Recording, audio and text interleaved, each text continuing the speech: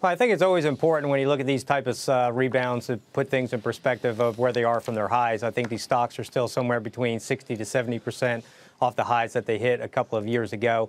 So these initial moves, though extreme, do not portend necessarily the end of a run. Right. I mean, you heard from Goldman Sachs out today, pretty much telling clients, look, don't believe the hype, that the whole commodity spectrum has just come too far too fast, and it's not sustainable by any way. Do you agree with that? Well, I generally think there's going to be opportunities within any cycle recovery.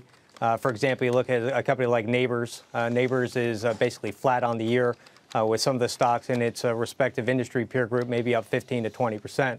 So you can always kind of go through with a fine-tooth comb, and you can find some opportunities even within a broad sector rebound like this. You had another note out yesterday, and whether it was leaked or however it was made public, it was from a consulting group called Pira, which is thought of to be a pretty good prognosticator on the energy space, saying that $50 oil was where we were going, and it was because we were going to eventually see, maybe sooner than later, some of the supply cuts that have been rumored from OPEC for the last many weeks. What's your thought on that forecast? Well, I think that there have been potentially two pivot points that could mark a cycle turn here. The first one did occur back on February 16th when effectively the Saudis did agree to a production freeze. Now, granted, a production freeze is not a production cut, but it does mark a significant change in rhetoric coming out of the Saudis, since the cycle downturn occurred. I think the second pivot point has been occurring through the course of the past month or so.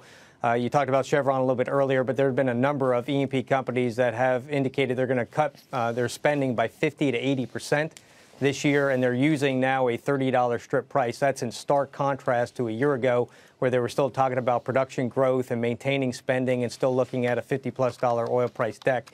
So I think, when you look at CapEx cuts, they are the definitive lead indicator to production rollovers, and that's what we basically need to see a cycle recovery. Are we done talking about majors and dividend cuts? ConocoPhillips sort of surprised a lot of people. I think conventional wisdom is that Chevron and Exxon, there's absolutely no chance in the world that they would cut their dividends. Your thought? Well, from a majors oil standpoint, that's not my specific area of purview, but I would just say that, for many of these companies, dividends are very important.